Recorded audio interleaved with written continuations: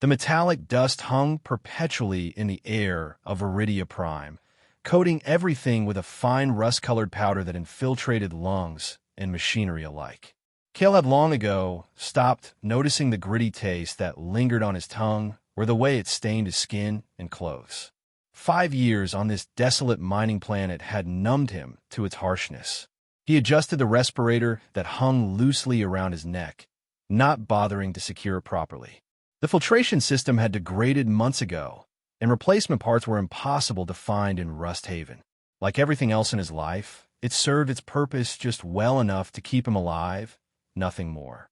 Cale's shelter, a repurposed cargo container welded to the skeletal remains of an abandoned mining facility, stood at the edge of Rust Haven, far enough from the settlement's chaotic center to avoid most trouble, but close enough to access the black markets when necessary. Inside, his living space was a testament to organized chaos. Shelves lined with salvaged tech components, makeshift tools hanging from the walls, and a small workbench covered in half-finished repair projects. The only personal touch was a faded hologram of a research team, their faces blurred by time and the device's failing power cell. The water purifier sputtered and wheezed, spitting out a thin stream of cloudy liquid into a metal cup. Cale frowned as he examined the water against the dim light of his dwelling. Even in the poor illumination, he could see particles floating in the liquid. The filtration system was failing faster than he'd anticipated. Without repairs, he'd be reduced to drinking the toxic sludge that passed for groundwater on Viridia Prime, a death sentence by slow poisoning. He drained the cup anyway.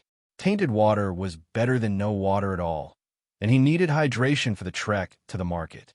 His hand instinctively reached for the small pouch of credits, hidden beneath a loose panel in the floor.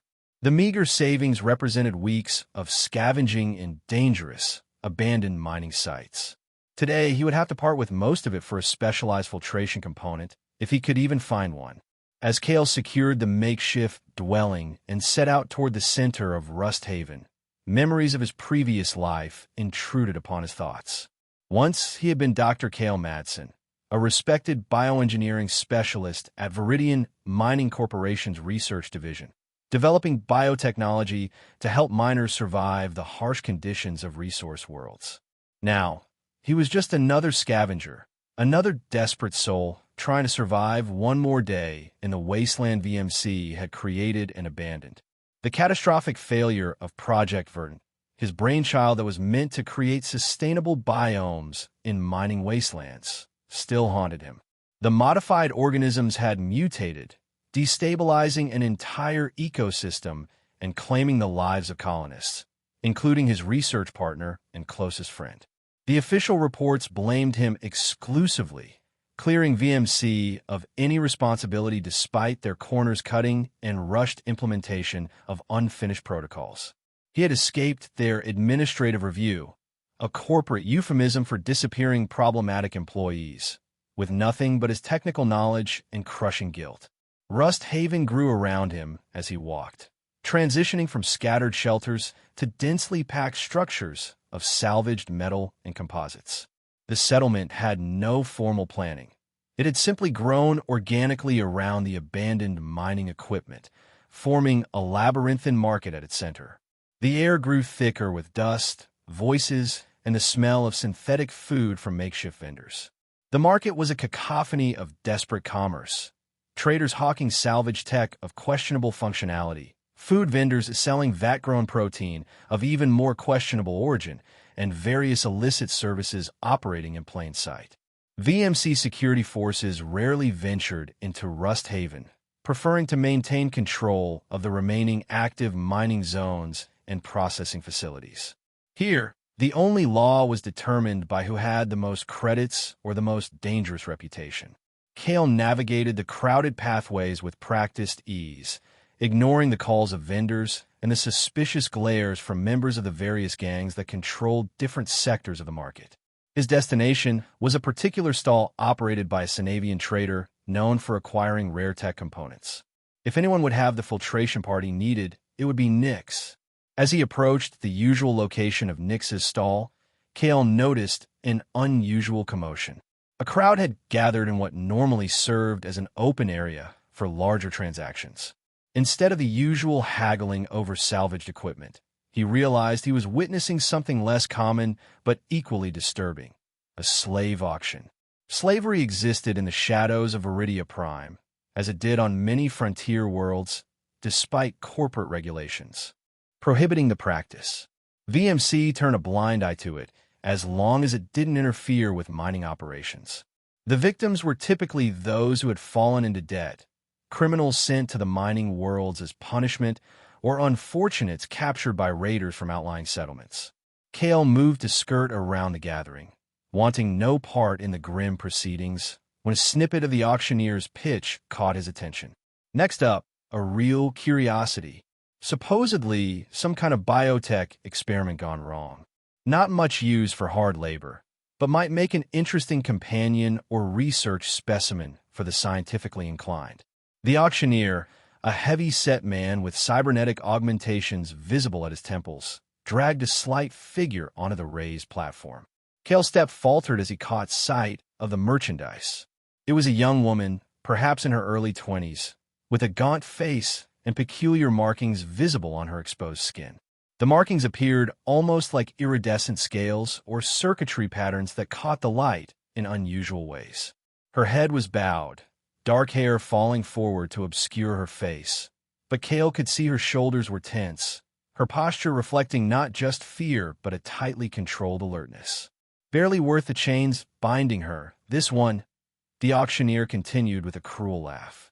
Previous owner claimed she was part of some high-tech VMC bioengineering project, but she's clearly defective. Won't speak, barely eats, and has these strange markings. But who knows? Maybe one of you clever folks can find a use for this broken merchandise. Starting bid is 10 credits. Yes, just 10 credits for this curiosity. The crowd laughed at the absurdly low price. Even the most destitute laborer would command at least 100 credits. 10 credits wouldn't buy a decent meal in Rust Haven, let alone a human being, no matter how defective. Something about the woman captured Kale's attention. Perhaps it was professional curiosity from his days as a bioengineer, or maybe it was the way she subtly reacted when a gust of wind carried a cloud of metallic spores past the auction block. Most people on Viridia Prime had learned to ignore the ever-present spores, but she had tracked their movement with a slight turn of her head, almost as if she could sense them in a way others couldn't.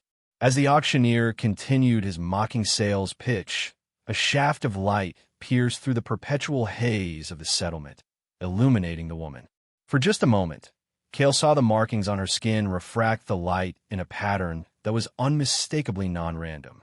The patterns reminded him of the bioluminescent circuits he had worked with in his previous life, designs that could process and respond to environmental stimuli.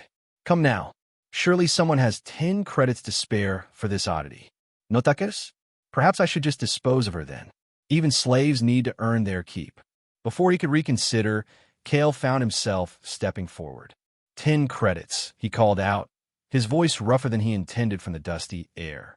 The auctioneer's eyebrows shot up in surprise, and the crowd turned to stare at the unexpected bidder. Well, we have someone with either too much curiosity or too much compassion. 10 credits from the scavenger. Kale ignored the murmurs and kept his gaze steady. The woman's head had lifted slightly at his bid, though she still didn't make eye contact. Anyone else want to bid on this defective merchandise? No? Going once. Kale approached the platform, already reaching for his credit pouch. Going twice. A burly man with mining guild tattoos stepped forward. 15 credits, he growled, eyeing the woman with an expression that made Kale's stomach turn. The auctioneer grinned. Now we have a proper auction. 15 credits from Dreg. Do I hear 20? Kale's jaw tightened. He had barely 50 credits to his name, and most of that was meant for the water purifier part. But something in him refused to back down. 20 credits, he countered. The miner scowled. 25. Kale reached into his pocket and pulled out a small device. A miniature diagnostic scanner he had repaired and had been planning to sell. 20 credits in this scanner, he offered, holding up the device. Fully functional. The auctioneer's cybernetic eye whirred as it assessed the technology. Interesting offer. Credits and technology. He looked to the miner. Dreg. The miner spat on the ground and walked away, muttering curses. The scanner had tipped the scales. The device was worth far more than the additional credits he would have paid. "Sold," the auctioneer declared, slamming his hand down on a makeshift podium. "The broken biotech experiment goes to the scavenger for 20 credits and 1 functional scanner." As Kale completed the transaction, the scattered crowd dispersed, most shaking their heads at what they perceived as a foolish purchase. The auctioneer roughly pushed the woman toward Kale, handing him a crude control device for the restraints around her wrists. "No refunds, no returns," the man said with a smirk. "Enjoy your broken merchandise." Up close, the woman was even more striking. Despite her malnourished state, there was a certain grace in her movements. The markings on her skin, visible on her neck, hands, and what he could see of her forearms, had a precision that no natural biological process could create. Her eyes, when she finally lifted them to meet his, were an unusual amber color with subtle concentric patterns in the irises. "Let's go," Kale said quietly, not wanting to draw further attention. He didn't activate the control device, instead gently gesturing for her to follow him. As they walked away from the auction block, he could feel curious and mocking stares following them. He kept his pace measured, his posture deliberately casual, while his mind raced with questions. What had he just done? He could barely provide for himself, let alone another person. And if she truly was connected to a VMC bioengineering project, he might have just invited deadly trouble to his doorstep. Yet as they made their way through the twisting pathways of Rust Haven toward his shelter, Kale couldn't bring himself to regret his impulsive decision. Something about her called to the scientist he once was, to the man who had once believed in creating technology to help rather than exploit. And perhaps, in some small way, it was a chance to atone for his past failures. The water purifier would have to wait. He had found something far more intriguing and potentially far more valuable than any mechanical component. The walk back to Kale's shelter was tense with unspoken questions. He maintained a careful distance from the woman, not wanting to frighten her further, yet close enough to guide her through the hazardous pathways of Rust Haven. She followed without resistance, her movements fluid despite the restraints on her wrists, her eyes constantly scanning their surroundings with remarkable attentiveness. When they finally reached his modified cargo container, Kale hesitated at the entrance, suddenly self-conscious about the cramped, utilitarian space. It wasn't much, but it was secure, at least by Rust Haven standards. "This is where I live," he explained, though he wasn't sure if she understood or even cared. "It's not much, but it's safer than out there." He unlocked the reinforced door and gestured for her to enter. She paused, studying the entrance with apparent caution, before gracefully stepping inside. Kale followed, securing the door behind them. In the dim light of his shelter, he could see her more clearly. Her clothing was threadbare but relatively clean, a simple gray jumpsuit that hung loosely on her thin frame. The iridescent markings on her skin seemed to pulse subtly with her heartbeat, more visible now in the enclosed space. Kale moved slowly to avoid startling her, retrieving the small tool he needed from his workbench. "I'm going to remove those restraints," he explained, showing her the tool. "I'm not keeping you prisoner here." Her amber eyes tracked his movements, but she made no indication whether she understood. When he approached to remove the restraints, she held perfectly still, only the slight trembling of her hands betraying any emotion. The locking mechanism was simple, and within moments the restraints fell away, revealing raw, irritated skin beneath. Kale winced at the sight. "I have something for those abrasions," he said, turning to rummage through a small medical kit. When he turned back with a tube of antiseptic ointment, he was startled to find her examining his water purifier with evident interest. Her fingers hovered just above the malfunctioning device, not quite touching it, while her head was tilted in a posture of concentration. "That's my water purifier," Kale said, setting down the medical supplies and approaching slowly. "It's breaking down. That's why I was at the market today, to find a replacement part." She glanced at him briefly before returning her attention to the device. To his surprise, She pointed to a specific junction where the filtration system connected to the water storage unit. Precisely the area he suspected was failing. Yes, that's the problem area, he confirmed, curiosity building. Do you understand how these systems work? No verbal response came, but she made a subtle gesture with her fingers that mimicked the flow of water through the system, then indicated a blockage at the exact point where Kale knew corrosion had built up. You can sense that? He asked, professional interest fully engaged now. She merely continued examining the device, her strange eyes seeming to perceive more than just its external appearance. After a moment, she stepped back, giving Kale space to approach the purifier himself. Let me show you the rest of the shelter, he said, deciding not to press the issue for now.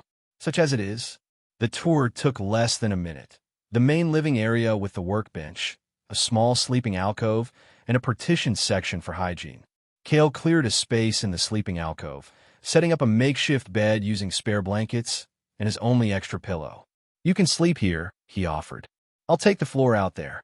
When she didn't respond, he added, I should probably call you something. Do you have a name? The woman remained silent, her expression unchanging. Kale sighed. All right, I need to call you something. How about Alara? It was the name of a moon in a system I studied once. Quiet, but with unexpected properties beneath the surface. He watched for any reaction, but saw none. Alara it is then. I am Kale. He retrieved a nutrient bar and a cup of the questionable water from his purifier, offering both to her. It's not much, but it's clean enough. You should eat something. Alara, as he now thought of her, accepted the offerings with hesitant movements. She examined the nutrient bar carefully before taking a small bite, chewing with deliberate slowness as if analyzing the taste and composition.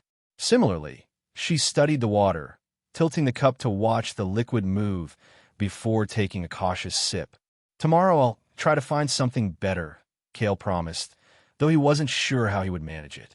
His credits were now severely depleted, and his plans for fixing the water purifier had been derailed. As evening approached, the dim light in the shelter grew even dimmer. Kale activated a small portable lamp that cast a soft blue glow throughout the space.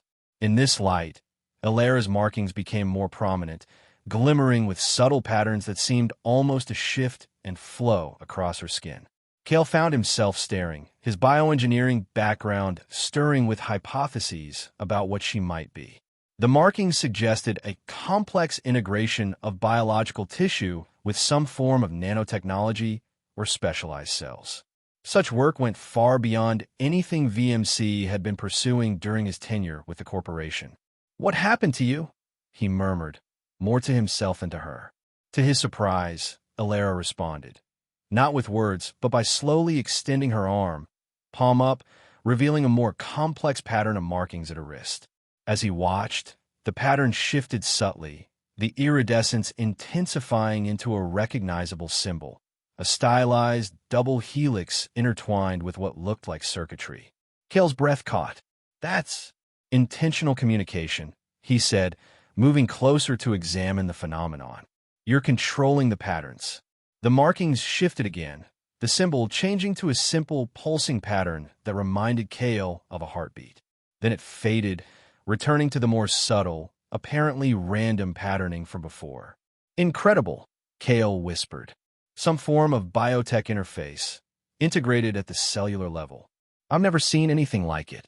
Alara withdrew her arm, her expression guarded once more. Kale ran a hand through his dust-caked hair, mind racing with implications. I'm sorry. I don't mean to treat you like a specimen.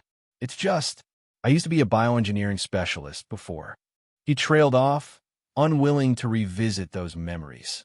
Anyway, you should rest. It's been a long day for both of us. He showed her how to adjust the lamp and the small environmental controls near the sleeping alcove, then retrieved a thin blanket for himself and settled on the floor near his workbench, giving her as much privacy as the small space allowed. As he lay there, staring at the ceiling of his shelter, Kale wondered what chain of events had led Alara to the auction block in Rust Haven.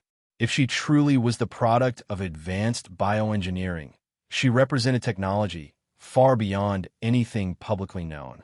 someone would be looking for her, and that someone likely had the resources and motivation to make Kale deeply regret his impulsive purchase. Despite these concerns, he found himself oddly at peace with his decision. For the first time in years, he felt a spark of the scientific curiosity that had once defined him. Whatever Alara was, whoever had created her, she was here now, and possibly in need of his help. That night, Kale slept fitfully, his dreams filled with shimmering patterns and amber eyes watching him from the shadows. He woke with a start to the sound of metal scraping against metal. Disoriented and instantly alert, Kale bolted upright, reaching for the makeshift weapon he kept near his sleeping place. There, in the dim pre-dawn light filtering through the shelter's few small windows, was Alara. She knelt beside the water purifier, her fingers moving with surprising precision as she manipulated the internal components. Beside her lay several small tools from his workbench, arranged in a neat row. "What are you doing?" Kale asked, his voice rough with sleep. Alara glanced at him briefly before returning her attention to the purifier. Her fingers continued their delicate work, removing a section of corroded filtration membrane with surgical precision. Kale moved closer, fascination overriding his initial alarm. "You're repairing it," she responded by holding up the removed section, tilting it so he could see the accumulated mineral deposits that had been blocking the flow. Then, to his amazement, she reached into the purifier's housing and extracted a small, pulsating fungal growth, one of the native iridian organisms that thrived in the planet's toxic environment and frequently contaminated water sources. "I didn't even detect that," Kale admitted, impressed despite himself. "How did you know it was there?" Instead of answering, Alara gestured to her eyes, then to the markings on her skin, which were glowing more intensely than before. She then pointed to the fungal growth and made a motion with her hand that suggested sensing or feeling. You could detect the biochemical signatures, Kale guessed, professional excitement building. Your modifications allow you to sense biological and mechanical systems at a level beyond normal human perception. Her expression remained neutral, but she inclined her head slightly in what might have been confirmation. She then returned to her work, using one of his tools to clean the filtration housing thoroughly before reassembling the purifier with remarkable efficiency. When she finished, she activated the device. To Kale's astonishment, the purifier hummed to life with a steadier, smoother sound than it had produced in months. Water began flowing into the collection chamber, noticeably clearer than before. "That's incredible," Kale said, examining the output. He took a tentative sip. "It tastes better too. Cleaner." Alara watched him, and for the first time, he detected what might have been a flicker of satisfaction in her expression. She gestured to his medical scanner, which lay among his tools on the workbench. Understanding her intent, Kale retrieved the scanner and activated it, running it over the purified water. The readings confirmed what his taste buds had told him. The water was significantly purer than what the device had produced previously. "Thank you," he said sincerely. "You've just saved me a lot of credits and trouble." She acknowledged his thanks with another slight nod, then began carefully returning his tools to their proper places on the workbench, a task that revealed she had been observing her surroundings with more attention than he had realized. Kale prepared a simple breakfast of reconstituted protein and purified water, which they shared in companionable silence. As they ate, he found himself studying Alara with growing curiosity. The markings on her skin seemed less pronounced than they had been during her work on the purifier, now appearing almost like faint iridescent tattoos rather than the glowing circuits they had resembled earlier. "Your markings," he said, gesturing to her forearm. "They respond to your activity level, or perhaps your concentration. They were much brighter when you were working on the purifier." Alara paused in her eating, considering him for a moment. Then, with deliberate intent, she extended her arm and appeared to focus. The markings brightened visibly, the patterns shifting from seemingly random to organized geometric shapes that rippled across her skin in a wave-like motion. "Controlled by your nervous system," Kale murmured, leaning closer to observe, "but with a conscious override capability." "Fascinating." The display ended as quickly as it had begun, the markings fading back to their dormant state. Alara returned to her meal as if nothing unusual had occurred. Kale fought the urge to bombard her with questions. Despite her limited communication, she had made it clear that she understood him, whether she couldn't speak or simply chose not to remain to be determined. Either way, he needed to be patient to earn her trust rather than treating her as a research subject. "I need to go out for supplies today," he said as they finished eating. "After that display of technical skill, I'm guessing I can trust you not to dismantle my home while I'm gone." He offered a small smile to show he was joking. Alara didn't return the smile, but her eyes seemed to soften slightly. She made a small gesture that Kale interpreted as assent. "I won't be long. The door locks automatically from the inside, so you'll be safe here. Don't open it for anyone but me." He demonstrated the security system, a cobbled-together but effective mechanism of his own design. As he prepared to leave, gathering his remaining credits and a few small items to potentially trade, Kale felt an unusual reluctance. The rational part of his mind reminded him that Alara was a stranger, possibly dangerous, and certainly connected to powers he would be wise to avoid. Yet he couldn't shake the feeling that their meeting was somehow significant, that the universe had placed her in his path for a reason. "I'll be back soon," he promised, securing the door behind him as he stepped out into the perpetual haze of Viridia Prime. The market was busier than usual, humming with the nervous energy that always preceded the arrival of VMC supply ships. These infrequent deliveries brought fresh provisions and new equipment to the corporate facilities, which inevitably led to a trickle-down of goods into the black market of Rust Haven as corrupt officials skimmed from the shipments. Kale moved through the crowd with purpose, stopping only at the stalls of traders he trusted. With his limited resources, he carefully selected basic necessities, nutrient-dense food packs, purification tablets to supplement the now-functioning water purifier, and a second-hand medical kit that contained more comprehensive supplies than his depleted one. At his final stop, a textile vendor operated by an elderly woman who had once been a materials engineer for VMC, Kale traded a small power converter for a set of clean clothing that might fit Alara. "New friend?" the vendor asked with a knowing smile, her eyes sharp despite her advanced age. "Something like that," Kale replied non-committally. The woman's weathered hands smoothed the fabric she was offering. "This material is self-cleaning, designed for the dusty environment. Not top quality anymore, but better than standard issue." She gave him a shrewd look. "Must be someone special for you to part with tech components." Kale shrugged, unwilling to discuss Alara with anyone, even relatively friendly acquaintances. "Just doing a favor." The old woman chuckled, but didn't press further, completing the transaction with practiced efficiency. As Kale turned to leave the market, his instincts flared a warning. A group of men wearing the distinctive armor of VMC security contractors were moving through the crowd, questioning vendors and examining merchandise with unusual scrutiny. Their presence in Rust Haven was rare and never a good sign. Kale adjusted his path to avoid them, pulling his worn cap lower over his face. As a former VMC employee who had fled rather than face administrative review, he risked serious consequences if identified.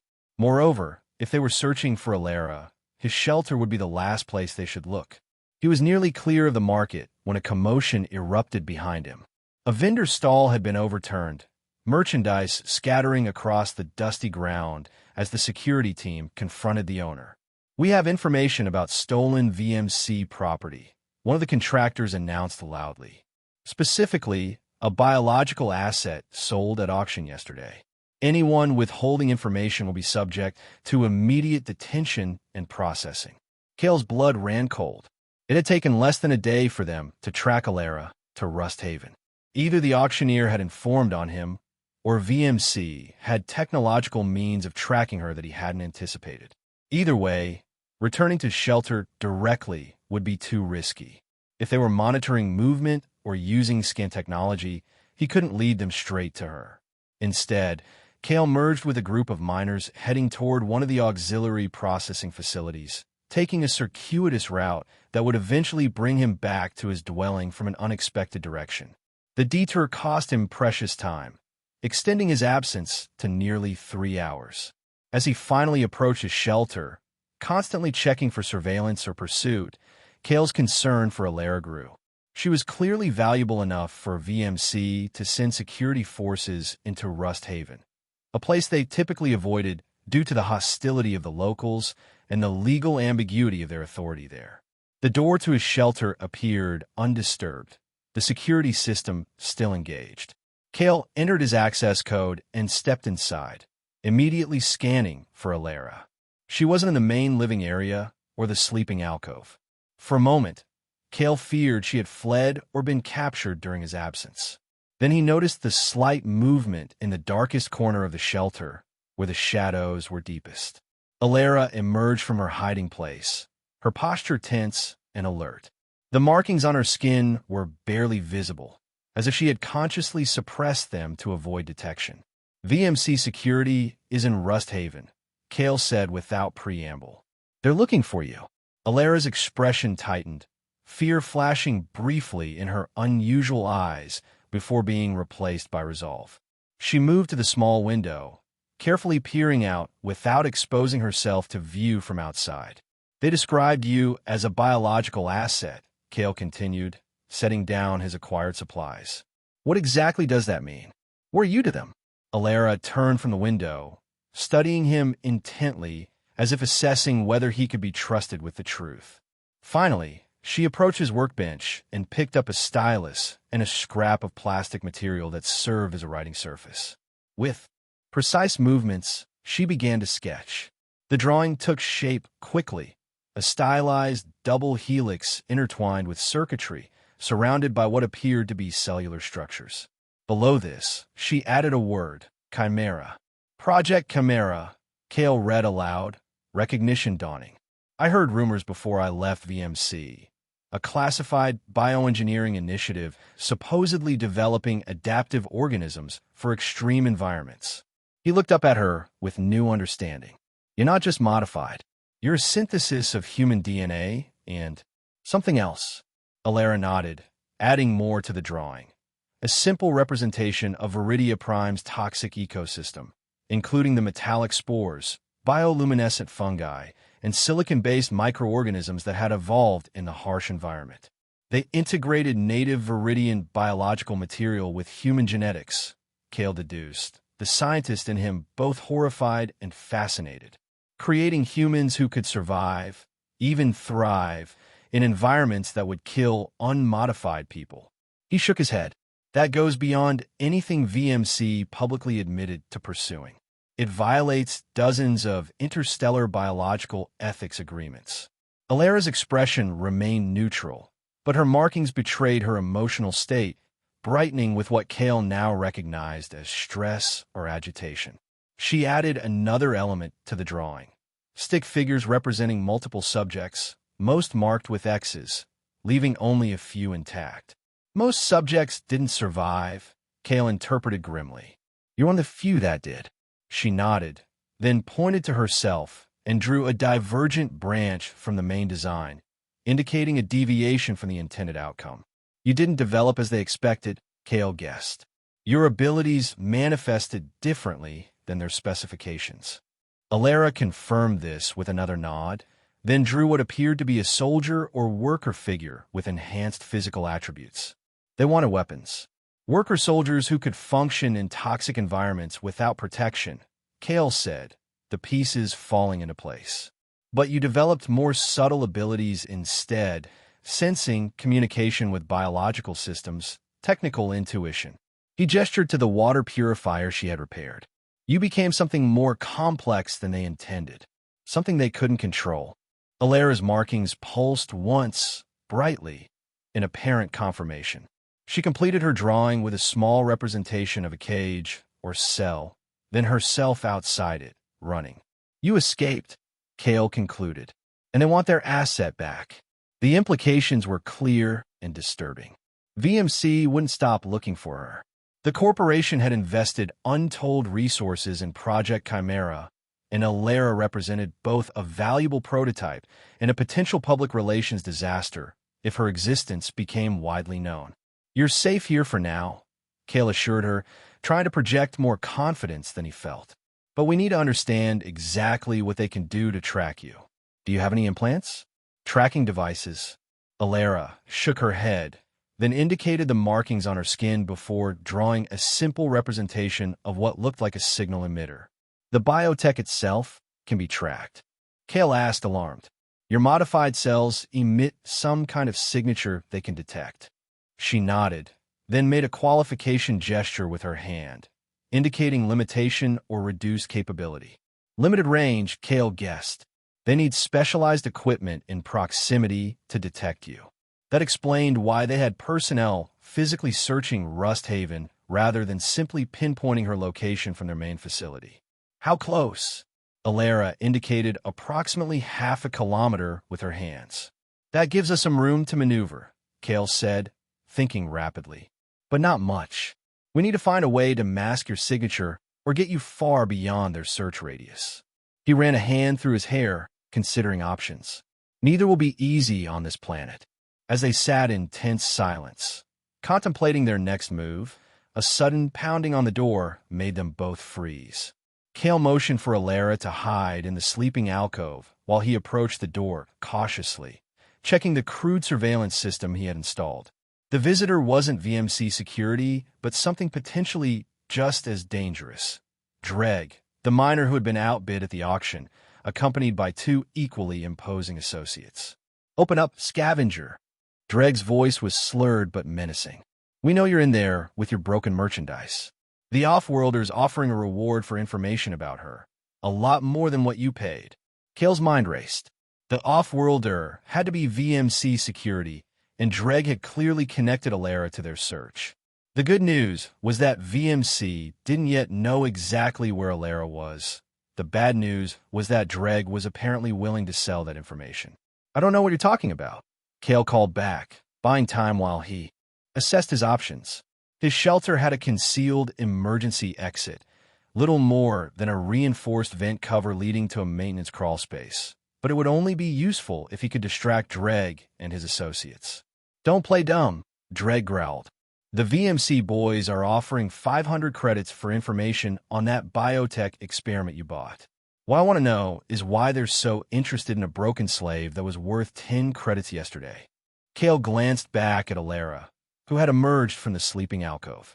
To his surprise, she looked not frightened but calculating, her amber eyes focused intently on the door as her markings began to pulse with increasing intensity. She's not here, Kale called out, moving toward the hidden exit panel. I sold her this morning to a trader heading to the southern outposts. A harsh laugh came from outside. Nice try. The trader at the stall next to yours saw you bring the package back. We've been watching your shelter. No one's left. There was a heavy thud against the door. We could do this easy or hard. VMC doesn't care about the condition she's in when they get her back. Alara stepped forward, placing a hand on Kale's arm. Her markings were now glowing brightly, especially around her fingertips. She pointed to a ventilation duct near the ceiling, then to Kale's small collection of chemical components on the workbench. Understanding flickered across Kale's mind. You want to create a diversion, he whispered. She nodded, already moving toward the chemicals with purposeful steps. Another powerful blow struck the door, the metal beginning to buckle. Last chance, scavenger. All right, Kale shouted. Just don't damage my equipment. I need a minute to get her ready. While Alara rapidly combined several chemical compounds in a small container, Kale gathered only the most essential supplies. A portable water purifier, emergency rations, his medical scanner, and a crude but effective energy pistol he kept hidden for absolute emergencies. He stuffed everything into a weathered rucksack along with the new clothing he had purchased earlier. Alara completed her work, holding up a canister now filled with a murky substance. She gestured upward to the ventilation system, then made a throwing motion followed by a gesture suggesting they should flee through the hidden exit. Clear out from the door, Kale called to their unwelcome visitors. She's got some kind of defense mechanism. I'm opening up now. As soon as he heard them shuffle back, Alara moved into position. Kale counted down with his fingers, 3, 2, 1. In one fluid motion, He unlocked the door while Alara tossed the canister into the ventilation duct. There was a momentary pause, then a bright flash followed by clouds of dense, acrid smoke that poured from every vent in the shelter. The chemical reaction created a noxious but non-lethal smoke screen that would temporarily blind and disorient anyone caught in it. Coughing and cursing erupted from outside as the smoke billowed through the now-open door. Kale grabbed Alara's hand and pulled her toward the hidden exit. They slipped through the narrow opening just as Dreg and his associates stumbled into the shelter, their vision impaired by the caustic smoke. The maintenance crawl space was tight and dusty, forcing them to move on hands and knees through absolute darkness. Kale led the way, having memorized this escape route years ago in preparation for exactly this kind of situation. After several minutes of uncomfortable navigation, they emerged through a rusted grate into a narrow alley between abandoned storage facilities. "That won't hold them for long," Kale said, helping Alara to her feet. "And once they report to VMC, they'll lock down the entire sector." Alara's markings had dimmed to their dormant state, presumably to avoid detection. She pointed questioningly toward the distant perimeter of Rust Haven. "Yes, we need to get beyond the settlement," Kale agreed, "but we can't just walk out. Not with VMC security already searching." He thought for a moment, then added, "I know someone who might help. An old contact from before, from my previous life, if she's still around." They moved cautiously through the back alleys of Rust Haven, avoiding the main thoroughfares where VMC security would likely be increasing their presence. Kale kept them on a winding path, occasionally doubling back to ensure they weren't followed. All the while, his mind raced with questions about Alara and Project Chimera, tempered by the immediate concern of their survival. After nearly an hour of careful navigation, they arrived at an unremarkable structure built into the side of a depleted mining shaft. Unlike most dwellings in Rust Haven, this one showed signs of deliberate maintenance. Sealed seams, functional lighting, and a surprisingly sophisticated security system at the entrance. "This is it," Kale said, approaching the door. Vex was a xenobiologist for VMC before she retired. "If anyone knows more about what you are and how to help you, it's her." He pressed a specific pattern on the door's access panel. After a moment, a sensor extended from above the door, scanning them both before a synthesized voice responded. "Identify. Kale Madsen. I worked with Vex on preliminary Viridian adaptation studies." There was a pause, then, "State your purpose, Dr. Madsen." Kale hesitated only briefly. "I have information about Project Chimera and one of its subjects." Another pause, longer this time. Finally, the door slid open, revealing a narrow entryway bathed in blue-tinted light. "Enter quickly," the same synthesized voice instructed. "You are being tracked." They stepped inside, the door sealing behind them with a pneumatic hiss. The entryway turned out to be a decontamination chamber that activated automatically, bathing them in a fine mist of anti-pathogenic compounds. That should temporarily mask any biological tracking signature, a new voice announced as a second door opened at the far end of the chamber. But it won't fool their sensors for long. The woman who greeted them was tall and gaunt, with skin bearing the telltale mottling of long-term exposure to Viridian toxins. Despite this, her movements were precise and her gaze sharp as she examined them both with obvious scientific interest. "Kale Madsen," she said, her voice carrying a faint accent from one of the core worlds. "I heard you'd gone native after the Verdun disaster. A shame about that project. It had genuine potential before corporate impatience ruined it." Her gaze shifted to Alara, eyes widening slightly. "And this is truly remarkable. A functioning chimera subject. I didn't believe any had survived the termination protocols." "Termination protocols?" Kale repeated, suddenly tense.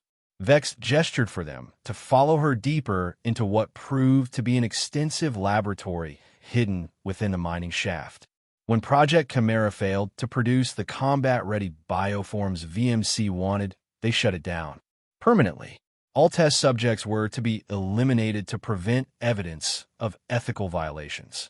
She glanced back at Alara. Clearly, at least one escaped. The laboratory was impressive, a stark contrast to the ramshackle appearance of most structures in Rust Haven. Advanced scientific equipment hummed alongside holographic displays showing complex biological data. Specimens of Viridian flora and fauna were preserved in stasis fields or growing in controlled environments. How do you maintain all this? Kale asked, gesturing to the technology that would be cutting edge even in VMC's official facilities. I have my resources, Vex replied cryptically. Not everyone who leaves VMC does so empty-handed. Some of us plan ahead. She motioned Alara toward a sophisticated scanning platform. May I? I'd like to see exactly what we're dealing with. Alara looked to Kale, a question in her amber eyes. It's your choice, he told her. Vex can help us understand what you are and maybe how to protect you, but only if you're willing. After a moment's consideration, Alara stepped onto the platform, her posture betraying only the slightest tension as Vex activated the scanning equipment. Fascinating, Vex murmured as data began to flow across the holographic displays. The integration is far more complete than anything in the project reports I accessed. Your cellular structure has fully incorporated the Viridian symbiotic microorganisms, creating an entirely new biological system. The scans revealed Alara's unique physiology in stunning detail. Her nervous system was enhanced with what appeared to be organic conductive pathways. Her skin contained photoreactive cells similar to those found in Viridian bioluminescent fungi, and her sensory organs had developed unprecedented capabilities for detecting environmental data. She can sense mechanical and biological systems, Kale explained, watching the displays with professional interest. She repaired my water purifier by somehow detecting the exact points of failure and contamination. Not surprising, Vex replied, still studying the data. The Chimera project aimed to create humans who could instinctively understand and manipulate their environment. The military applications were obvious. Imagine soldiers who could feel the weak points in enemy structures or detect bioweapons before deployment. She directed their attention to a particular scan of Alara's brain. But what's truly remarkable is this development. Your neural pathways have formed connections that weren't in the original design. Instead of the enhanced aggression and obedience structures VMC engineered, you've developed unprecedented integration capabilities. You don't just sense systems, you communicate with them at a fundamental level. Alara nodded slightly, confirming Vex's assessment. She's been trying to communicate with me through drawings, Kale added. She hasn't spoken yet, though. Is there a physical reason for that? Vex adjusted the scan to focus on Alara's vocal apparatus. No physical impediment. The modification might have affected neural pathways related to speech processing, or she looked directly at Alara. Or it could be psychological, trauma, perhaps, or a deliberate choice. Alara's markings pulsed briefly, and she made a gesture that suggested the latter explanation. I believe our guest has simply chosen silence until now, Vex concluded, powering down the scanning platform. Understandable, given what she's likely experienced at VMC's hands. As Alara stepped down from the platform, Vex turned to a secure terminal and began accessing encrypted data. Let me show you what I know about Project Chimera.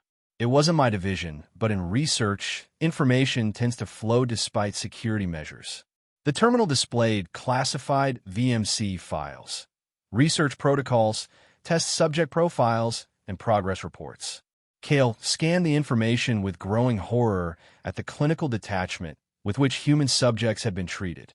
They abducted people for this, he asked, his voice tight. These subject acquisition reports. Not all were unwilling, Vex corrected. Some were prisoners offered commutation in exchange for participation. Others were desperate volunteers, seduced by promises of payment or medical treatment. But yes, some were simply taken, people who wouldn't be missed from frontier worlds without strong governance or protection treaties. Alara's attention was fixed on a particular file labeled Subject E-173. Her markings brightened as she pointed to the designation. That's you, Kale asked. She nodded, gesturing for Vex to open the file. The record revealed that Subject 173 had been a volunteer, a young woman from a colony world suffering from a degenerative condition that VMC promised to cure in exchange for participation in their advanced medical research. The report noted exceptional compatibility with the Chimera protocols, but flagged concerning developmental divergence when her abilities manifested in ways that prioritized integration over confrontation. They labeled you defective because you wouldn't become a weapon, Kale said quietly. Vex continued scrolling through the data. According to this, when the project was terminated, E-173 was scheduled for biological reclamation, a euphemism for a process that would have harvested the valuable modified tissues while disposing of the remaining organic material. Her expression was grim. How did you escape? For the first time since Kale had found her, Elara spoke. Her voice was raspy from disuse, but carried a melodic quality that seemed to resonate at unusual frequencies. I listened, she said simply, to the systems, to the facility itself. When I understood its patterns, its weaknesses, I slipped between them. Kale stared at her in surprise, not just at her sudden speech, but at the profound implication of her words. You communicated with the security systems themselves? She nodded. All systems speak, if you know how to listen. Mechanical, biological, digital. They have patterns, rhythms, weaknesses. I learned to hear them during the experiments. Her eyes took on a distant look. When I realized what reclamation meant, I persuaded the containment field to experience a momentary fluctuation. The guards never saw me leave. Remarkable, Vex breathed. Complete technological empathy. That alone would make you priceless to corporations and governments throughout settled space. Which is why we need to get her off Viridia Prime, Kale interjected. VMC won't stop looking for her here. Vex's expression grew troubled. That presents significant challenges. The spaceport is completely controlled by VMC, with biometric scanning for all departures. And even if you could somehow get aboard a ship, her unique biological signature would trigger every advanced scanner in the facility. There has to be a way, Kale insisted. Smugglers move illegal goods on and off this planet all the time. Yes, goods, Vex emphasized. Not living beings with active biological signatures that emit trackable energy patterns. She turned to Elara. Unless what? Kale prompted when she didn't continue. Vex studied Elara thoughtfully. Unless she can suppress her signature entirely. The markings clearly indicate she has conscious control over at least some aspects of her modified biology. If she could temporarily deactivate or mask the energy emissions from her chimera components. Is that possible? Kale asked Elara directly. She considered the question, her markings pulsing slowly as she appeared to focus inward. I can't dampen the response for short periods, she finally said. Minutes, perhaps, but complete suppression would be like stopping my heart. The modifications are too integrated with vital systems. Vex moved to another workstation, pulling up data on Viridian biological compounds. Then we need an alternative approach, something that masks rather than suppresses, like biological camouflage, Kale suggested, following her train of thought. If we could develop a compound that emits a similar but chaotic pattern to overwhelm their sensors. Precisely, Vex confirmed. A biological noise generator. She gestured to her collection of Viridian specimens. And I believe we have all the necessary components right here. For the next several hours, Kale and Vex worked together, falling into the comfortable rhythm of scientific collaboration as they analyzed, synthesized, and tested various compounds. Elara assisted in her unique way, using her abilities to communicate with the biological samples, helping to identify which combinations showed the most promise. During a brief break in their work, Kale found himself alone with Elara as Vex went to retrieve additional equipment from a secure storage area. Thank you, Elara said quietly, for buying me, for seeing something worth saving. Kale felt a flush of embarrassment. I'm not sure my motivations were entirely noble. Scientific curiosity played a part. Curiosity is better than cruelty, she replied. The other saw only broken merchandise. You saw possibility. What will you do if we succeed? Kale asked. If we get you off Viridia Prime? Elara's gaze grew distant. I don't know. I've never been free to choose my own path. After a moment, She looked back at him directly. What about you? This is your home. Kale glanced around at the laboratory, then thought of his small shelter in Rust Haven. This hasn't been my home for a long time. Just a place I've been surviving. He hesitated, then added, maybe it's time for both of us to find somewhere we can do more than just survive. The moment was interrupted by Vex's return. I've got it, she announced triumphantly, holding up a small containment unit. A rare variant of the Viridian slime mold that mimics and amplifies bioenergetic signals. With some modification, it could create the perfect masking field. Their work continued with renewed vigor. By the time the perpetual Viridian dusk deepened toward night, they had produced a prototype, a dermal patch containing modified slime mold suspended in a nutrient solution that, when applied, would create a biofield that masked Alera's unique signature by generating similar but random patterns. In theory, this should confuse their tracking systems, Vex explained as she carefully filled several applicators with the solution. Instead of one clear signature, they'll detect dozens of false positives. But it's temporary. The organism will consume its nutrient supply within approximately 6 hours before becoming dormant.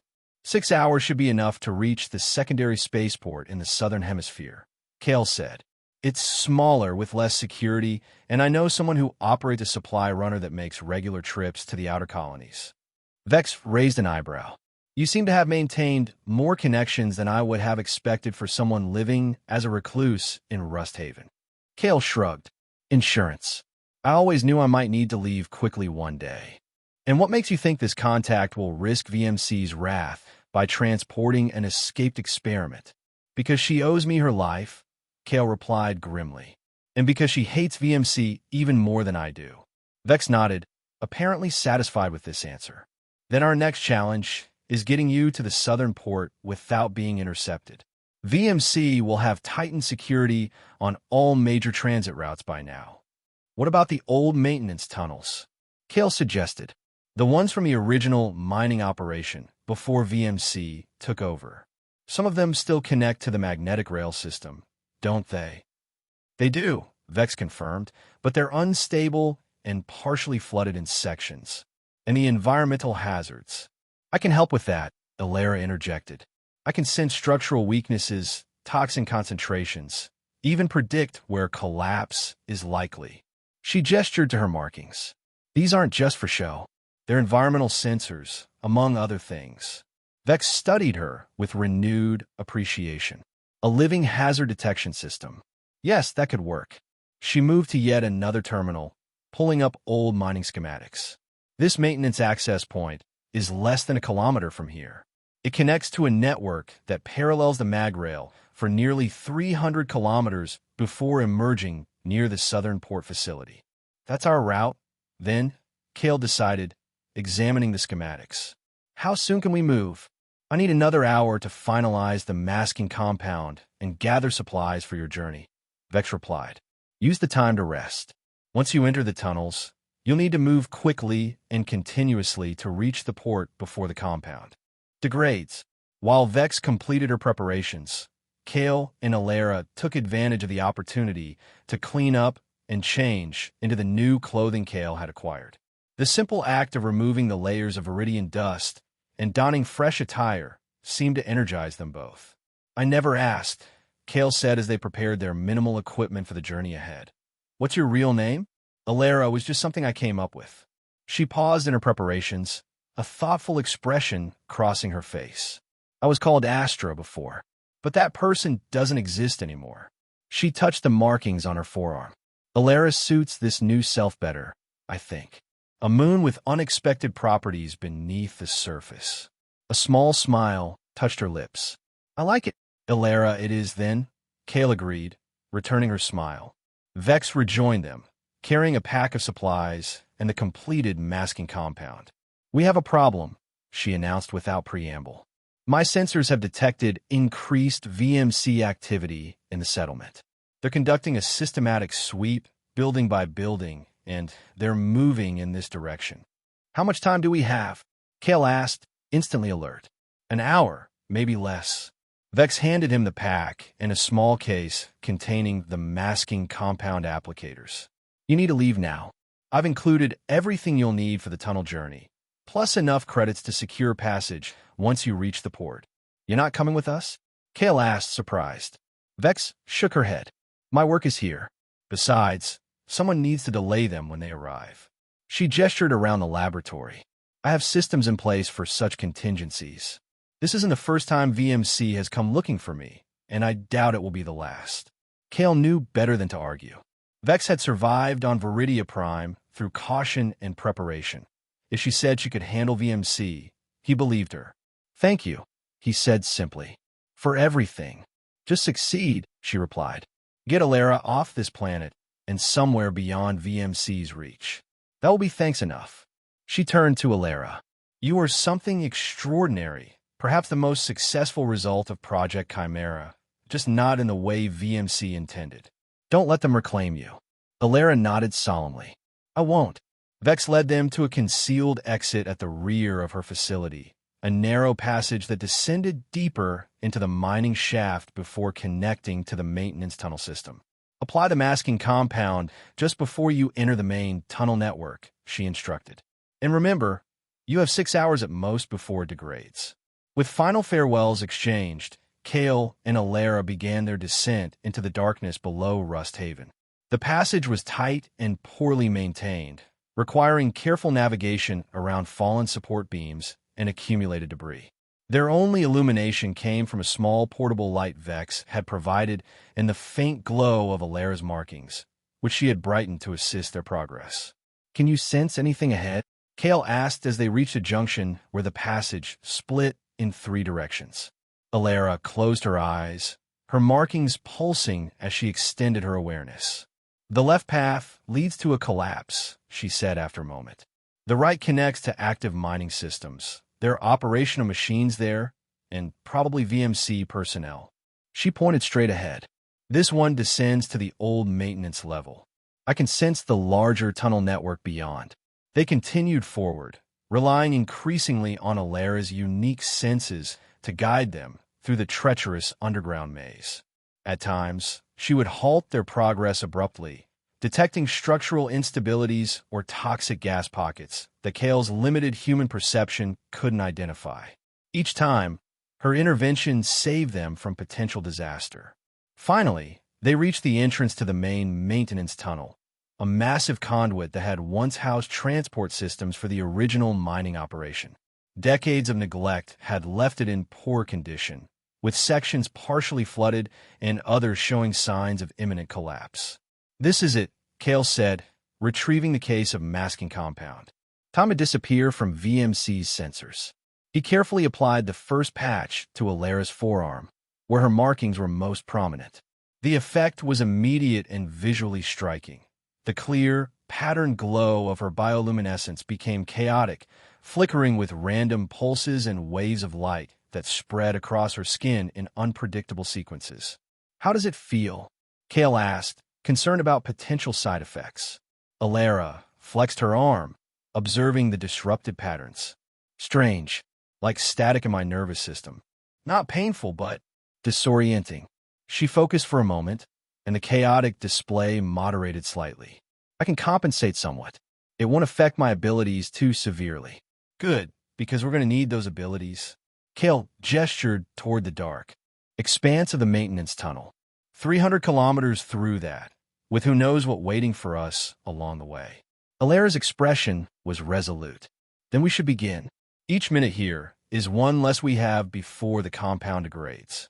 They stepped into the main tunnel, and their journey into the heart of Viridia Prime began in earnest. The path ahead was fraught with dangers both natural and man-made. But for the first time since his disgrace and exile, Kale felt a sense of purpose beyond mere survival.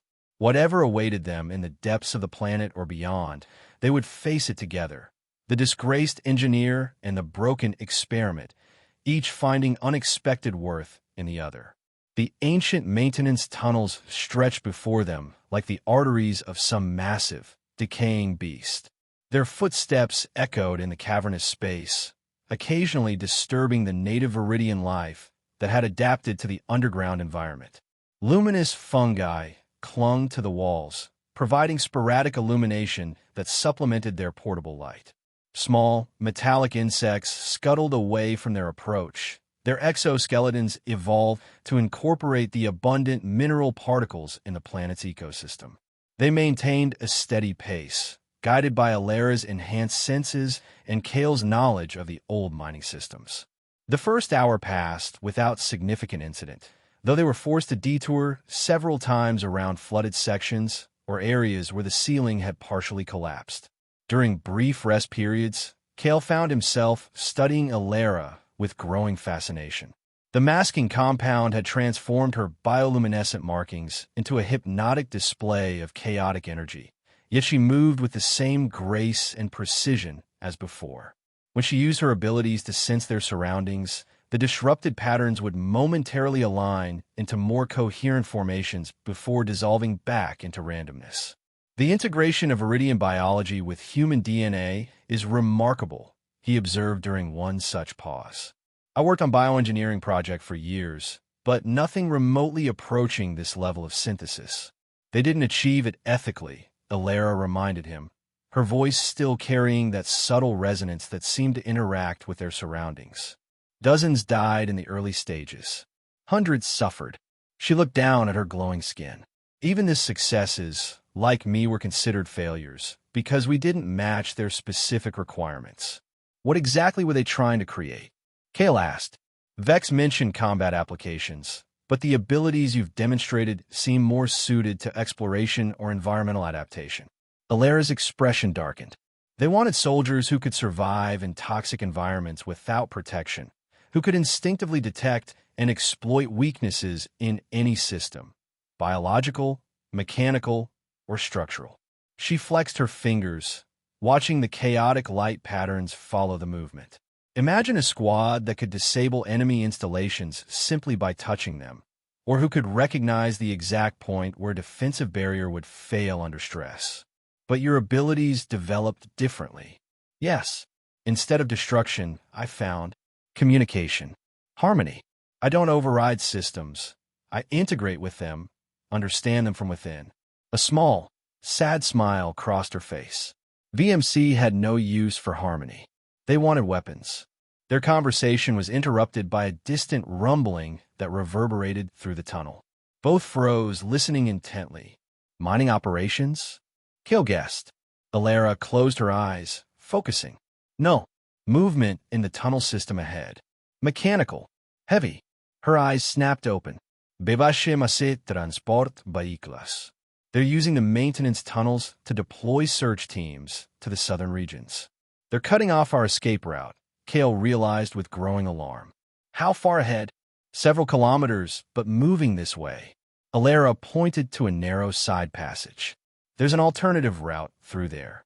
It's partially flooded and will add time to our journey, but it bypasses the section where I sense the vehicles. Without hesitation, they diverted into the secondary tunnel, which proved to be significantly more challenging than the main passage. The ceiling was lower, forcing them to hunch over in sections, and as Alera had predicted, water had accumulated to mid-calf depth in many areas. The water's contaminated, Alera warned, her markings flaring briefly as they waded through the murky liquid. Mineral toxins, though not immediately dangerous to us. Your boots should provide adequate protection for now. They pressed on, the detour adding precious time to their journey. After nearly 2 hours of difficult progress through the flooded side tunnels, they emerged into a larger maintenance hub, a junction where multiple passages converged around what had once been an underground station for the transport system. Kale consulted the schematic Vex had provided. If we follow the eastern tunnel from here, we should intercept the magrail line within another hour. From there, it's a straight shot to the southern port facility. As they prepared to continue, Alera suddenly tensed, her chaotic markings momentarily aligning into a coherent warning pattern. We're not alone, she whispered, gesturing toward the darkness of one of the adjoining tunnels. Kale reached for the energy pistol tucked in his belt, but Alera placed a restraining hand on his arm. She closed her eyes, extending her awareness into the surrounding environment. Not VMC, she said after a moment. Indigenous life. large, territorial. Her markings pulsed with increasing intensity. It's aware of us now, curious but cautious. From the shadow of the eastern tunnel, their planned route, emerged a creature unlike anything Kale had encountered during his years on Viridia Prime. It resembled a massive centipede, nearly 3 meters long, with a segmented body covered in metallic scales and multiple limbs that ended in crystalline appendages.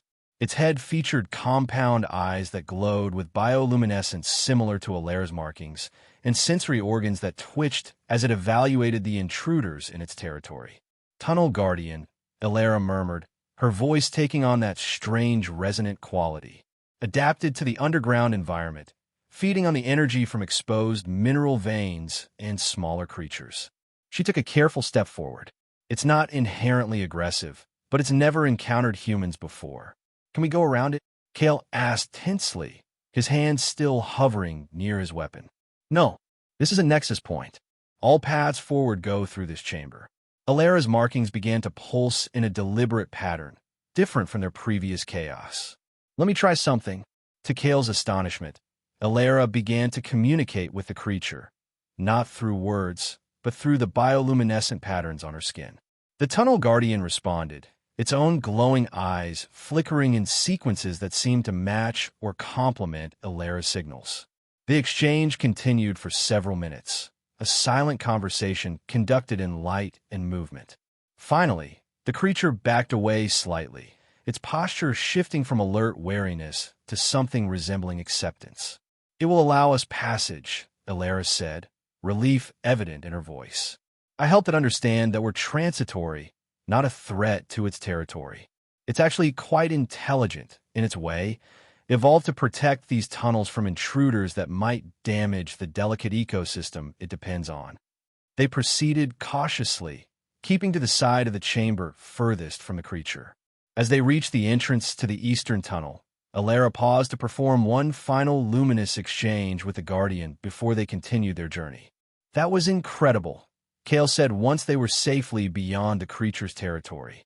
"You didn't just sense it or avoid it. You actually communicated with it on its own terms. The Chimera modifications gave me unexpected connections to Viridian life," Alera explained. "VMC saw it as a flaw. Why talk to the environment when you could dominate it?" She looked back toward the chamber they had left. "But understanding is power too, a different kind than they wanted but no less valuable." Their path forward became increasingly difficult as they progressed deeper into the abandoned tunnel system. Sections had collapsed entirely, forcing them to squeeze through narrow gaps or climb over precarious piles of debris. In one particularly challenging area, they had to remove their packs and push them ahead before crawling through a passage barely wide enough for their bodies. Throughout these obstacles, Alera's abilities proved invaluable. She could detect which routes were truly impassable versus those that merely appeared dangerous, sense structural weaknesses before they became critical, and even identify small pockets of breathable air in sections where toxic gases had accumulated. Approximately 4 hours into their journey, as they paused to rest and consume some of the emergency rations Vex had provided, Kale noticed that the masking compound was beginning to fail. The chaotic patterns on Alera's skin were settling back into more coherent formations, with longer periods of organized luminescence between the random fluctuations. "The compound is degrading faster than expected," he observed with concern. "The environmental conditions down here must be accelerating the process." Alera examined her forearm, where the effect was most visible. "The disruption is at about 60% efficiency now. We have perhaps 2 hours before it fails completely, and we're still at least 3 hours from the port facility, according to the schematics." Kale checked the case Vex had given them. "We have one more applicator. Should we use it now or save it for when we're closer to the port?" Alera considered the question, her amber eyes reflecting the dim light of the tunnel. "Save it. Once we reach the junction with the magrail line, we'll be moving faster. Better to have maximum coverage when we're closest to VMC sensors at the port." They continued their arduous journey, pushing themselves to move faster despite their fatigue. The tunnel system gradually changed around them, transitioning from natural rock to reinforced passageways as they approached the more actively maintained sections near the magrail. Nearly an hour later, they finally reached the junction where the maintenance tunnel intersected with the magnetic rail system. The magrail itself was an elevated track running along the center of a massive tunnel, designed for high-speed transport of personnel and materials between VMC's primary facilities. "We don't want to risk the main tunnel," Kale said, examining the junction. "Too exposed and probably under surveillance." There, Ilera pointed to a narrow maintenance walkway that ran parallel to the rail line, separated from the main tunnel by a series of support columns. "Service access for rail maintenance. It follows the entire line." The walkway was barely a meter wide, with a safety railing on only one side. Below, it was a sheer drop of at least 30 meters to the bottom of the tunnel. "Moving along, it would be precarious, but possible. This will cut our travel time significantly," Kale noted as they carefully began navigating the narrow path. The rail runs straight to the outskirts of the port facility. Their progress improved dramatically on the relatively flat, unobstructed walkway. Instead of climbing over debris or wading through flooded sections, they could maintain a steady pace alongside the silent magrail. Occasionally, they would press themselves against the wall as a transport car hummed past on the rail, but traffic was minimal during the night cycle. As they approached the 5-hour mark of their journey, Kale noticed Ilera struggling to maintain her pace. The masking compound had degraded further, her markings now showing only occasional bursts of chaotic patterning between increasingly long periods of normal function. "We should apply the second dose," he suggested, noting her condition. Ilera nodded, leaning against the wall as Kale carefully applied the remaining compound to her exposed skin. The effect was immediate but less dramatic than the first application. The chaotic disruption returned, but with less intensity. "It won't last as long this time," she warned. "The compound is interacting with my already activated systems. Maybe an hour of effective masking." "It should be enough," Kale assured her, though his own confidence was wavering. "The port facility is less than an hour away now, and my contact ship docks in a maintenance bay on the periphery, away from the main security checkpoints." They resumed their journey with renewed urgency, pushing beyond exhaustion as they followed the magrail toward their destination. The tunnel began to change again, showing signs of more recent construction and active use. Lighting strips embedded in the ceiling provided consistent illumination, and environmental regulators maintained a more stable atmosphere.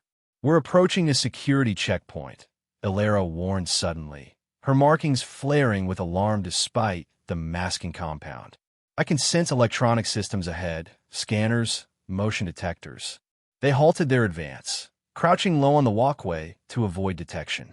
In the distance, perhaps 200 meters ahead, a security gate spanned the tunnel, with scanning equipment positioned to monitor both the magrail and the surrounding access passages.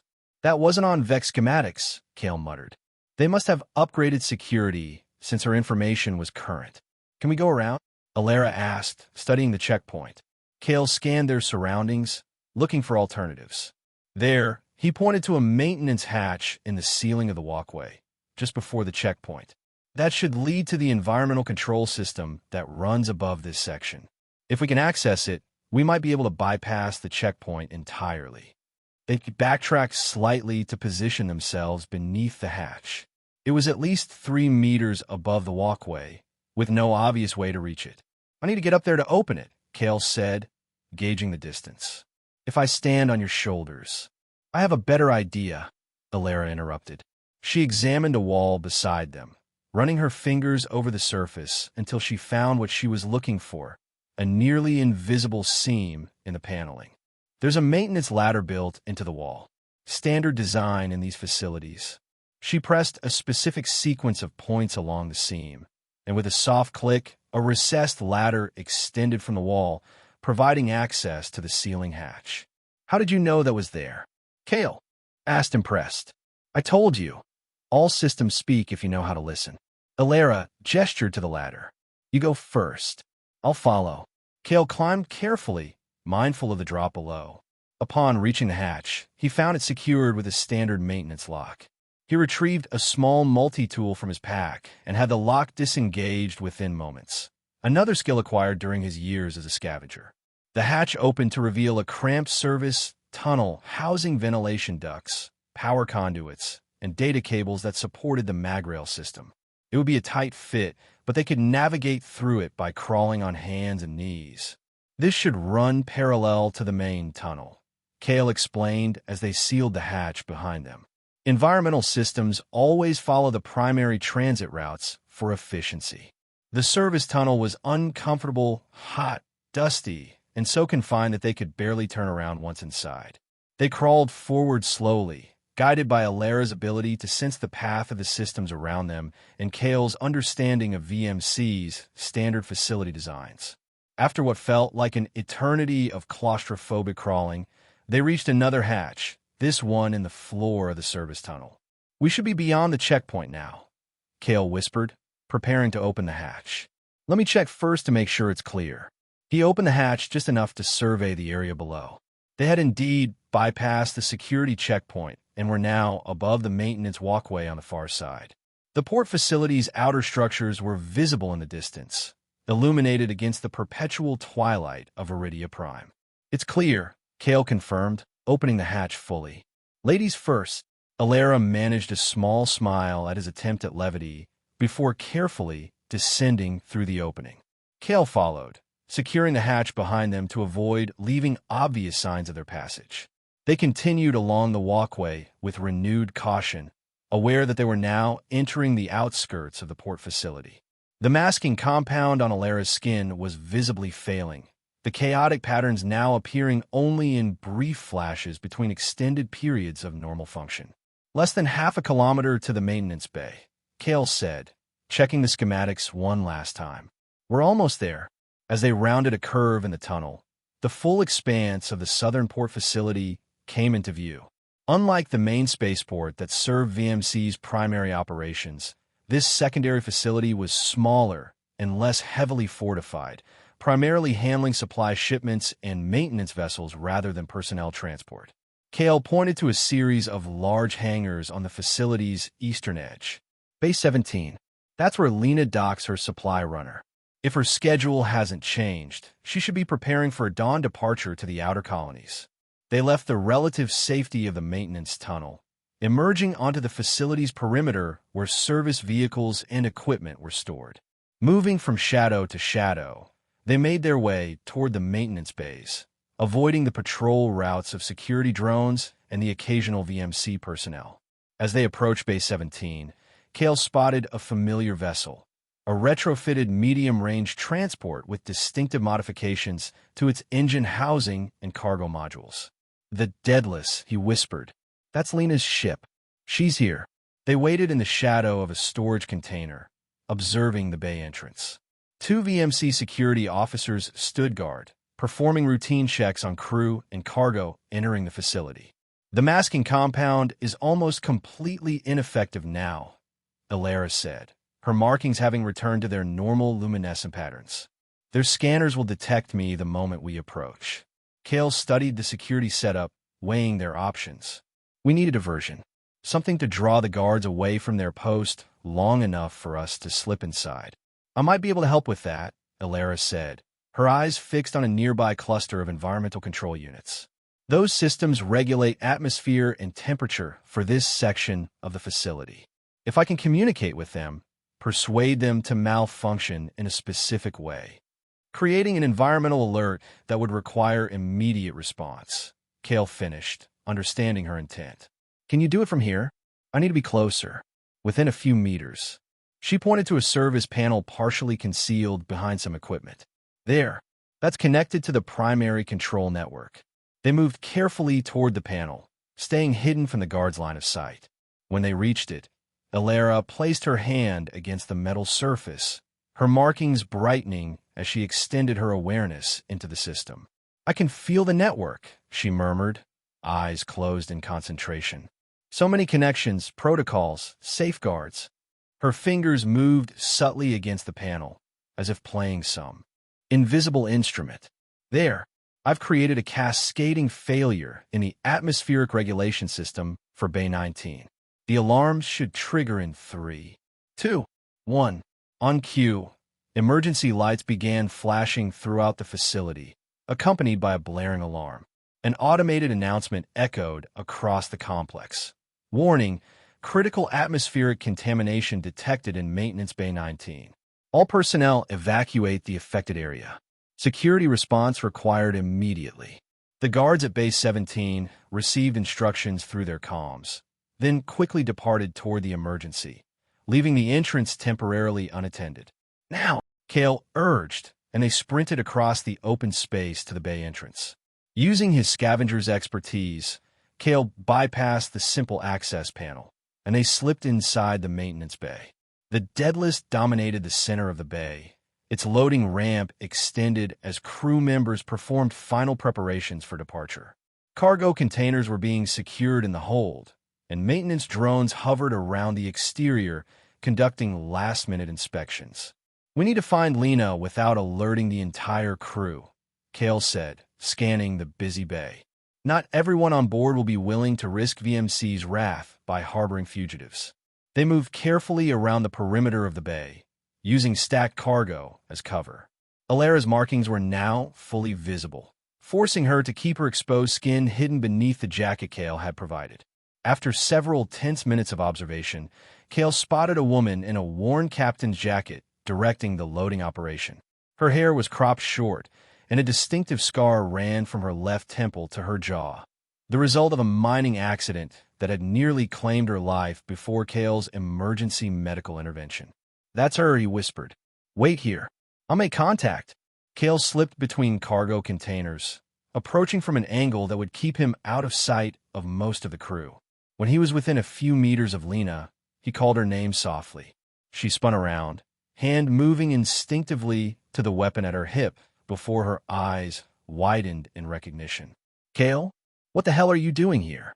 Despite her surprise, she kept her voice low, glancing around to ensure none of her crew had noticed. "I need passage off-world," Kale replied directly. "For myself and one other." Immediately, Lena's expression hardened. VMC's on high alert throughout the entire sector. They've increased security checks on all departing vessels. Something about an escaped asset they're very keen to recover. Her eyes narrowed. "I don't suppose you know anything about that?" "I'll explain everything once we're safely aboard and away from Viridia Prime," Kale promised. "But yes, VMC is looking for us. That's why we need to leave now." Lena studied him for a long moment, then sighed. "Fine, you saved my life once. Consider this repayment." She gestured toward a cargo loading door on the ship's underside. "That leads to a compartment we use for en fiche cargo. Get your friend and come aboard, but stay hidden until we clear port." Kale returned to Alara's hiding place and quickly explained the plan. Together, they made their way to the indicated access point, timing their movement to coincide with a shift change among the loading crew that momentarily left the area unobserved. The compartment Lena had directed them to was small and utilitarian, clearly designed for smuggling contraband past customs inspections. It had basic life support systems, but would be uncomfortable for extended travel. "Not exactly luxury accommodations," Kale commented as they secured the hatch behind them. "Better than a VMC laboratory," Alara replied, settling into the limited space. They felt the vibrations as the ship's engines began their warm-up sequence. Over the next hour, they listened to the muffled sounds of final preparations, cargo being secured, and crew members moving throughout the vessel. Finally, the distinctive hum of the magnetic locks disengaging signaled their imminent departure. The deadlist lifted off smoothly, its departure from the port facility seemingly routine and unremarkable. Kale and Alara sat in tense silence, knowing that the most critical moment would come when the ship was subjected to the mandatory departure scan before being cleared to break orbit. After what seemed an eternity, they felt the ship shudder slightly as it accelerated, pushing beyond Viridia Prime's atmosphere into open space. The compartment doors slid open, revealing Lena. "We're clear," she announced. VMC scanners detected nothing unusual. Whatever they're looking for, they don't think it's aboard my ship. She gestured for them to follow. Now, I believe you owe me an explanation. Lena led them to her private quarters, a small but comfortable cabin that doubled as her office.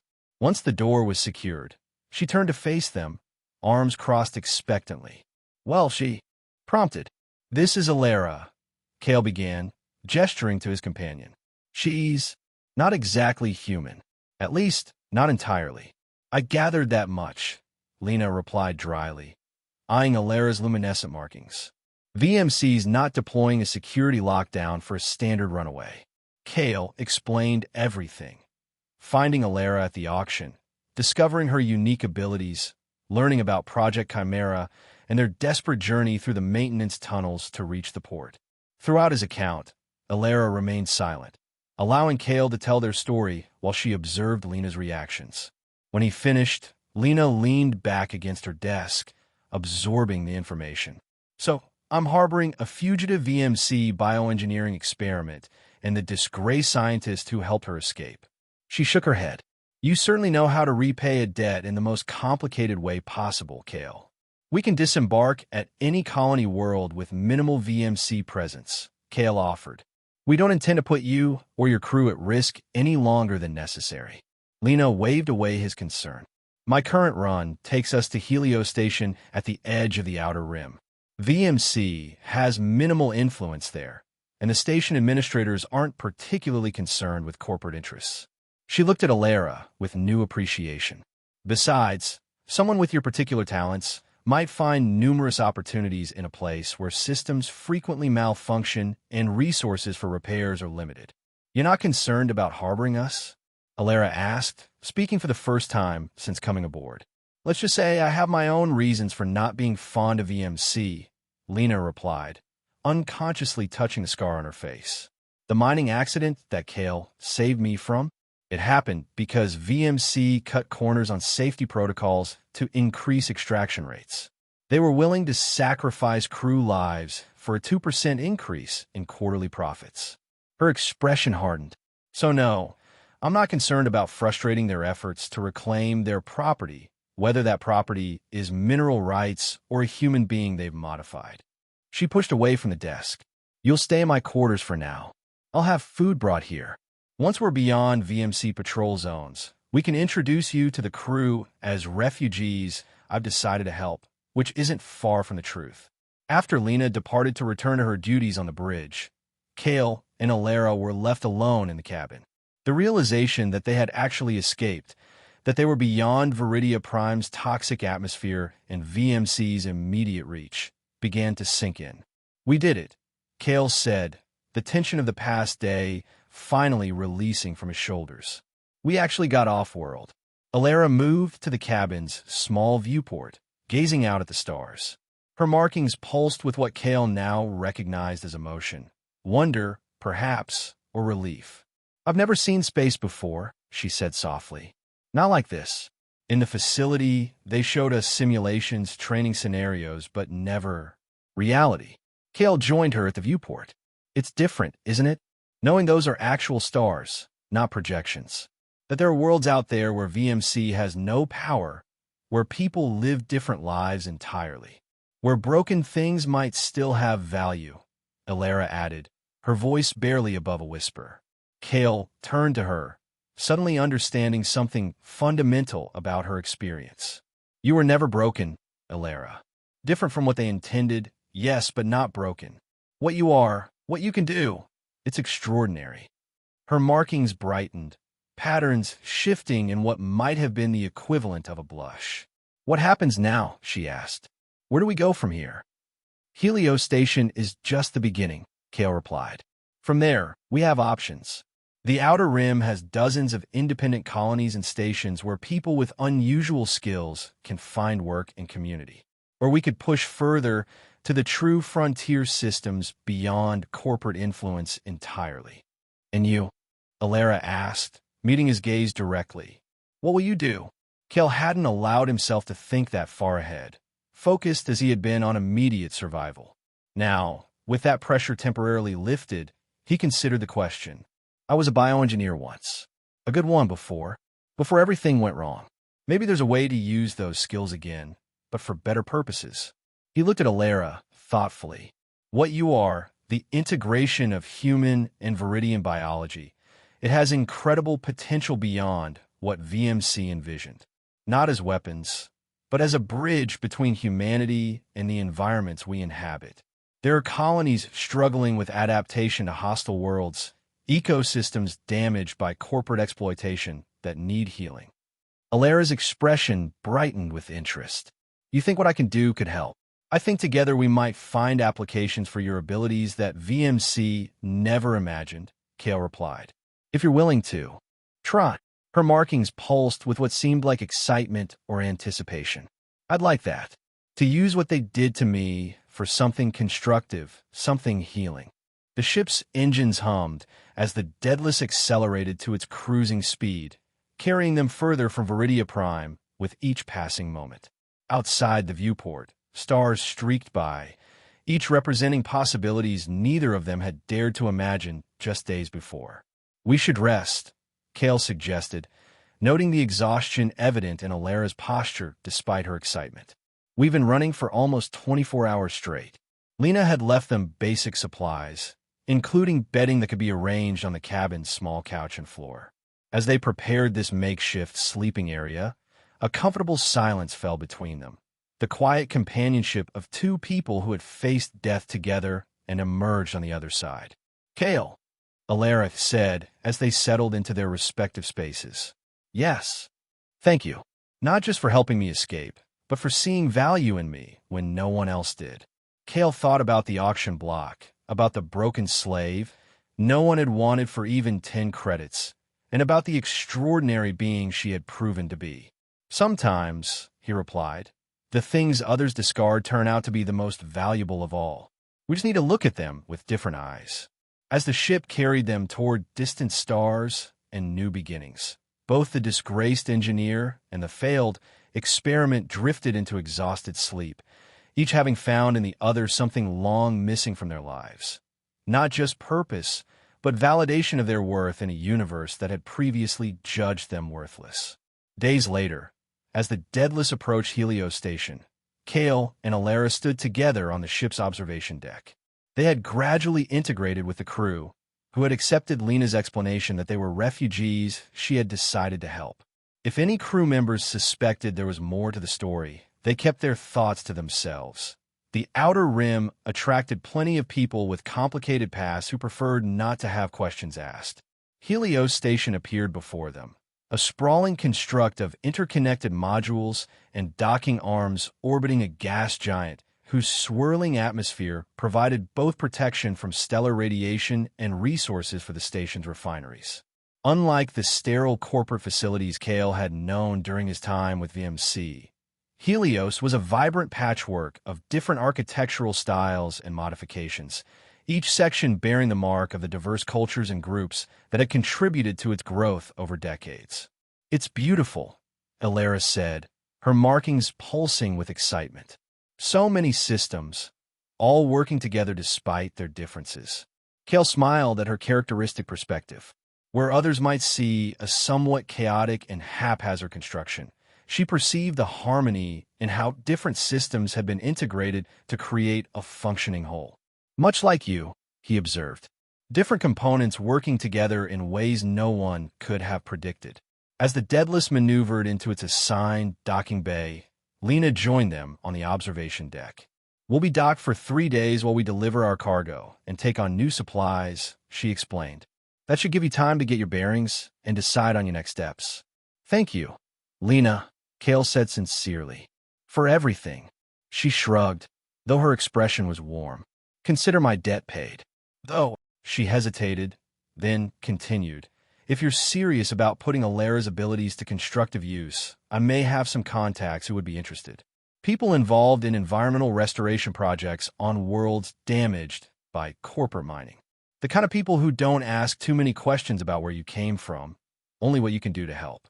We'd be very interested in meeting them, Kale replied, exchanging a glance with Alara, who nodded in agreement.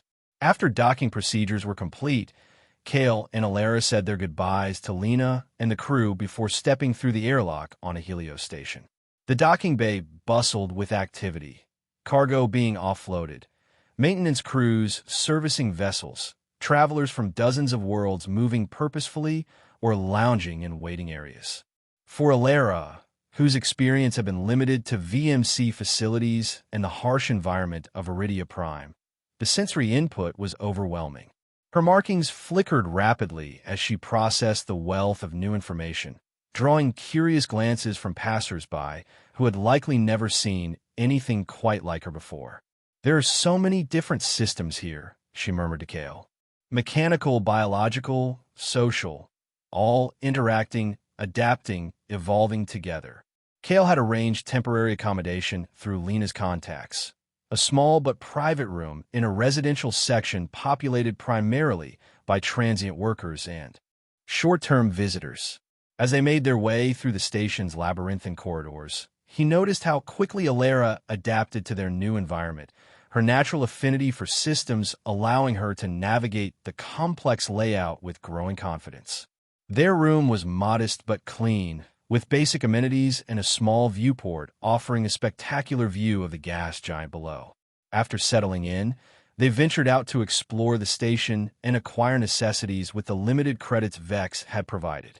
The commercial district of Helios was a vibrant marketplace where traders from throughout the Outer Rim and beyond offered goods ranging from essential supplies to exotic luxuries. Unlike the desperate bartering of Rust Haven, commerce here had a more structured, diverse quality, though still far removed from the sterile corporate exchanges of the core worlds. As they browsed the stalls, Kale noticed Alara's fascination with the variety of technologies on display, many of them adaptations or hybrid systems developed to meet the unique challenges of frontier life. She communicated with vendors not just through words, but through an intuitive understanding of the devices they sold, often impressing them with insights about functionality or potential improvements. "You have quite a gift," one elderly merchant commented after Alara had correctly diagnosed a flaw in a portable environmental regulator he was selling. "Are you an engineer?" "Something like that," Alara replied with a small smile, her markings subtly shifting beneath the loose clothing she wore to avoid drawing excessive attention. By their third day on Helios, they had established a tentative routine and begun to feel less like fugitives and more like travelers finding their way. Lena had arranged a meeting with her contacts, representatives from a coalition of environmental restoration projects operating throughout systems affected by corporate exploitation. The meeting took place in a quiet corner of a reputable establishment that catered to the station's more professional visitors. As Kale and Alara entered, they were greeted by a diverse group. A stern-looking woman with the weathered appearance of someone who had spent decades on harsh frontier worlds. A younger man whose augmented eyes suggested specialized environmental scanning capabilities, and an individual of indeterminate gender whose subtle, scale-like skin modifications hinted at adaptation to aquatic environments. "These are the specialists Lena mentioned," the stern woman said after introductions were complete. "I'm Admiral Vereen, former Colonial Defense Force, now coordinating restoration efforts across the Rim sectors." "Former VMC bioengineering specialist," Kale replied, using his real credentials for the first time in years. "And this is Alara, who has unique capabilities when it comes to environmental integration and system analysis." Admiral Vereen's gaze lingered on Alara's partially visible markings. "So I see." Lena was deliberately vague about the nature of these capabilities, but she vouched for your intentions and skills. "Perhaps a demonstration would be more efficient than explanation," Alara suggested. With the group's agreement, she approached a malfunctioning environmental control panel in the corner of the room, something the establishment staff had been struggling to repair for weeks, according to Admiral Vereen. Alara placed her hand against the panel, her markings brightening as she communicated with the system. Within moments, the panel's erratic readings stabilized, and the atmospheric quality in that section of the room noticeably improved.